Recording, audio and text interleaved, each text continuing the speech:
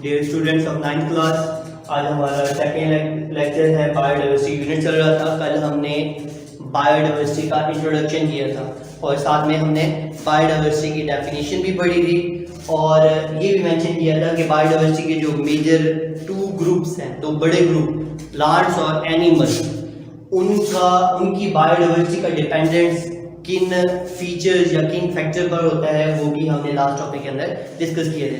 आज उससे नेक्स्ट हम डिस्कस करते हैं। नेक्स्ट है बेटा डिस्ट्रीब्यूशन ऑफ बायोडाइवर्सिटी, यानी ये जो बायोडाइवर्सिटी है यानी एनिमल, प्लांट या वो जो पांचों मेजर ग्रुप्स हैं उनके ऑर्गेनिज्म की इस यूनिवर्स यानी इस अर्थ पर डिस्ट्रीब्यूशन कैसे है।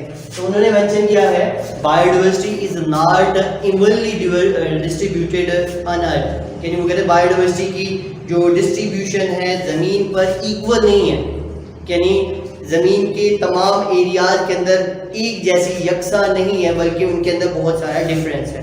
वो डिफरेंस कैसे, इस बेस पर अर्थ को 3 रीजन में डिवाइड किया जाता है, यानी ज़मीन के 3 रीजन बनाए जाते हैं according to the distribution of biodiversity. वो 3 रीजन कौन कौन से हैं? पहला रीजन कहलाता है बेटा ट्रॉपिकल एरिया, ट्रॉपिक्स कहलाता है। Tropics basically such area where temperature is more, यानी ज़्यादा टेम्परेचर वाला हॉट एरिया, उसको ट्रॉपिकल एरिया का नाम दिया जाता है।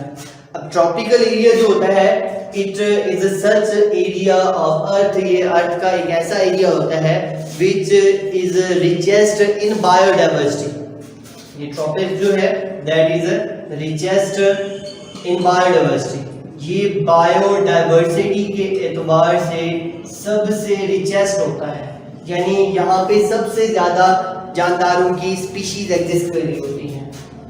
उसके बाद दूसरा रीजन जो है टेम्परेट है। हाँ, पाकिस्तान की जो मोस्टली एरियाज हैं वो ट्रॉपिकल एरियाज कंसीडर किए जा रहे होते हैं, तो यहाँ पे पाकिस्तान के अंदर सबसे ज़्यादा बायोडाइवर्सिटी एग्जिस्ट कर रही होती है।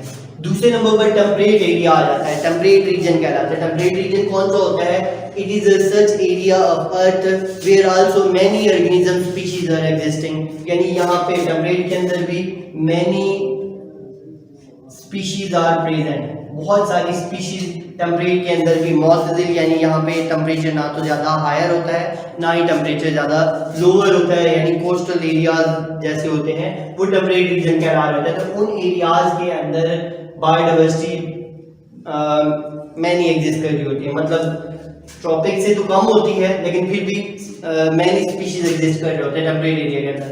तीसरा रीजन जो है अर्थ का जहाँ पे बायोडाइवर्सिटी एग्जिस्ट कर रही होती है that is polar region. Polar region Pacific area होता है, इस एरिया के अंदर टेम्परेचर माइनस में होता है, यानी ठंडा एरिया जहाँ पे बर्फ पाई जाती है। तो उस पोलर रीजन के अंदर only fewer species are present, सिर्फ चंद एक ऑर्गेनिज्म स्पीशीज जो होती हैं वो पोलर एरिया के अंदर मौजूद होती हैं, यानी पोलर में बहुत कम जानदारों की स्पीशीज मौजूद होती हैं, यानी सबसे कम बायोडाइवर्सिटी रखने वाला एरिया जो होता है वो पोलर एरिया कहलाता है।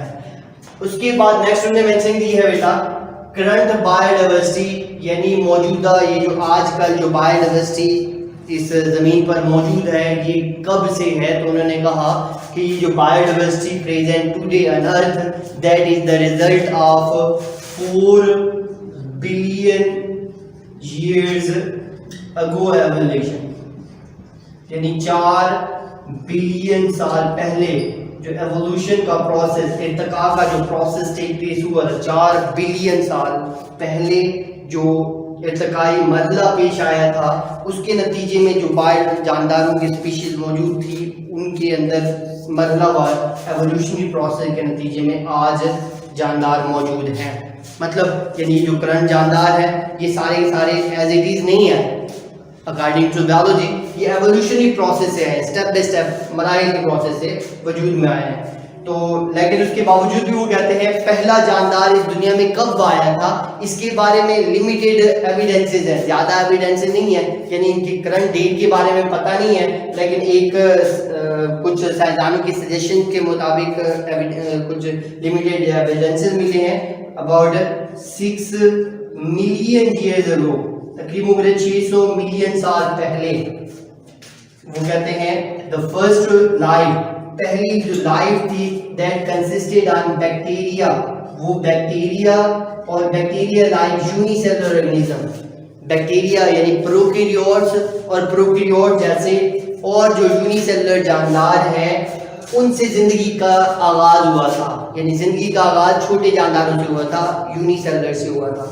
ठीक, तो नेक्स्ट हमारा जो टॉपिक है बेटा वो है इम्पोर्टेंस ऑफ बायोडाइवर्सिटी। बायोडाइवर्सिटी का फायदा क्या होता है, तो बायोडाइवर्सिटी के फायदे समझने का, biodiversity play very important role in our life. Firstly it provide food, पहले नंबर पर उन्होंने मेंशन दी है, ये फूड प्रोवाइड करी होती है, यानी ग़िज़ा देती है ह्यूमंस को भी, अदर ऑर्गेनिज्म के फूड का जरिया बायोडाइवर्सिटी होता है। सेकंड पे उन्होंने मेंशन किया है it also provide industrial material, वो कहते हैं बायोडाइवर्सिटी से बहुत सारे सनती मादे हासिल होते हैं। इंडस्ट्रियल मटेरियल उन्होंने कहा डाइज है, रेजन्स हैं, गम्स हैं, वुड है, फर्नीचर वुड एक्सेट्रा, तो ये इंडस्ट्रियल मटेरियल है which are obtained from biodiversity. Third पे उन्होंने मेंशन किया है medicines, biodiversity also provide medicine, यानी a large number of drugs are obtained directly और इनडायरेक्टली फ्रॉम बायोलॉजिकल सोर्सेज।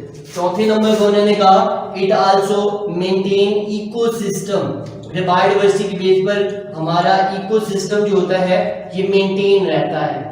उसके साथ साथ उन्होंने मेंशन दी है it also involve in regulating our chemistry of our atmosphere, ये जो हमारी फिजा है इसके अंदर गैसों की जो कंसंट्रेशन है उसकी जो मेंटेनेंस है वो भी बायोडाइवर्सिटी की बेस पर होती है। उसके साथ साथ उन्होंने मेंशन दी है कि बायोडाइवर्सिटी जो है it also involve in recycling of nutrient, यानी ग़िज़ाई मादे मुख्तलिफ जो है उनकी न्यूट्रिशन, उनकी रिसाइकलिंग का जो प्रोसेस होता है वो भी बायोडाइवर्सिटी की बेस पर टेक प्लेस हो रहा होता है। ये वाटर सप्लाई को भी मेंटेन रखते हैं और इसके साथ साथ सॉइल की फर्टिलिटी में भी रोल प्ले कर रहे होते हैं। तो that is importance of biodiversity. फिर मान ला आज के हमारा लेक्चर इतना ही।